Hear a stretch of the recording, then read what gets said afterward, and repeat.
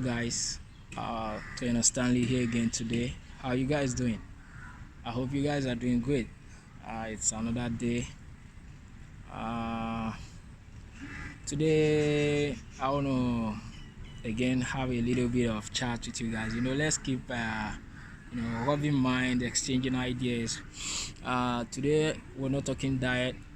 We want to talk about exercise today. So one of the most common question as a trainer, as an athlete, even while being an athlete, that you ponder upon is which exercise is most effective for you. Is it cardio or is it strength training or weight training, as we call it? My thing is this: whether it is your purpose or your goals are you want to get buff, you want to lose weight, or you have something you are targeting. Let me say you're trying to run a 10 kilometer and you're trying to get a better time, run faster. Every one of these goals, in my opinion and my understanding and research has shown, you need both strength training and cardio training. But for this purpose of this video, we're gonna check the kind of put their strength side by side and then see which one outweighs the other based on goals. You understand? So I'm going to break it down to five. We'll consider it using five different factors. We're going to look at it from the point of weight loss or fat loss and maintaining it. That'll be one. We're going to check on which of these two exercises can give you a lift mentally. Like we'll use the word mental health here, to give you a lift when you're feeling down, when you're feeling depressed, or even especially like in this situation we found ourselves with the lockdown and what have you. The third one will be injury prevention, or which one guarantees less injury or minimizes injury or prevents it. And then we're going to look at our goals. The fifth and final one will be life longevity. In other words, which of these two exercises guarantees you a longer lifespan?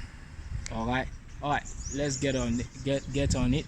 And before we continue, please, if you are new to my channel or you're new to this place, please give it thumbs up, like, subscribe, share, as we continue going on this journey, and we'll continue to evolve and become better athletes, better health, better people in life.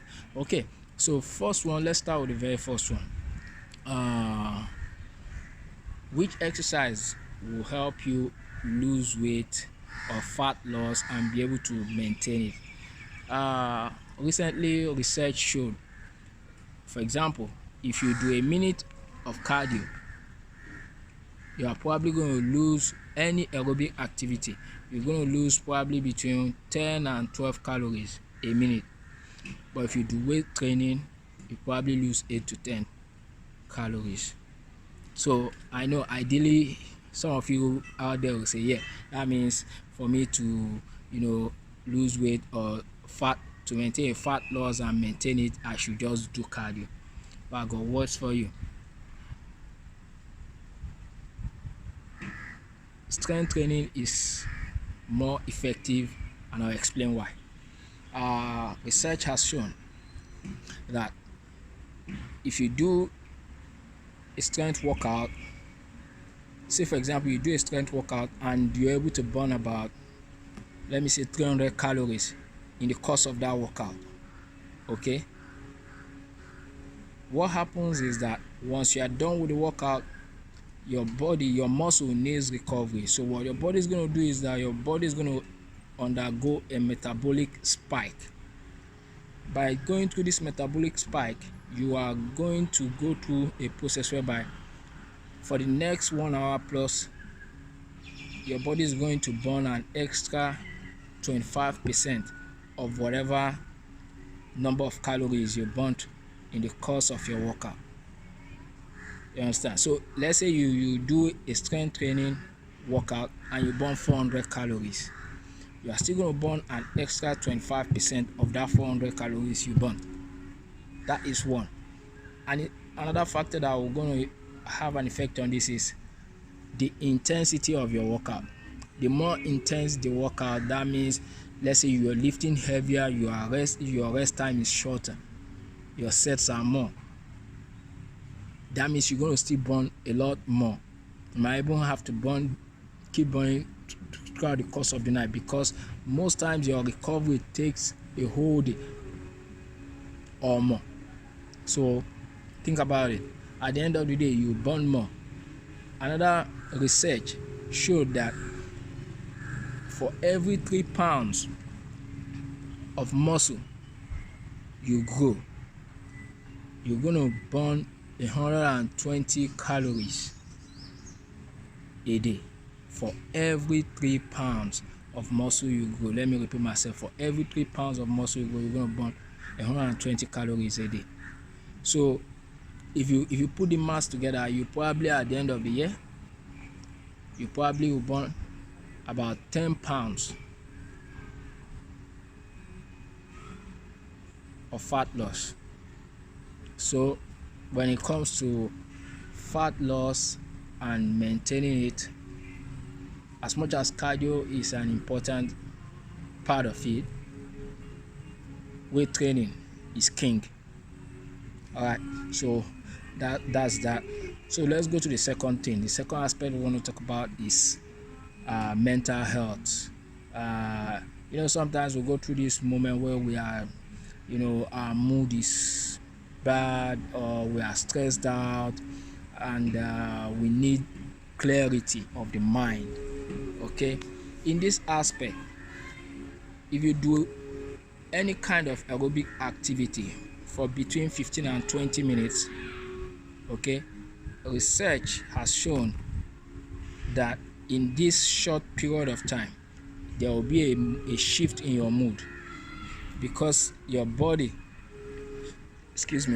your brain releases serotonin, which is a neurotransmitter in the brain that helps to prevent or suppress the symptom of depression. Another thing this does for you is that if you're doing an aerobic activity, say between 3 to 5 times a week of 15 to 20 minutes, research has shown there is a 50% decrease in fatigue, which is one thing. Okay, and like I said, it improves your mood. Weight training can help improve your mood, but it hasn't been proven, because we can't determine how long it's going to take or the intensity of the workout. So if you're looking for a quick fix to boost your mood, or I think you turn to cardio, turn to a kind of aerobic exercise. It improves your mood faster, way faster than weight training. So in terms of mental health, or in terms of improving your mood and suppressing or preventing a depressive mood, we're going to go with cardio. So anytime you feel you are feeling like, man, I need something to uplift my mood or give myself some kind of clarity, please, the fastest and shortest means will be to turn to your cardio. Okay, so that's taken care of. Third one we'll talk about will be injury prevention. Let's start with cardio. The thing with cardio is that it's repetitive most of the time. Aerobic activities are repetitive, and when you are constantly repeating these aerobic exercises, chances are that you might injure your joints, your muscle, your ligament, your tendon.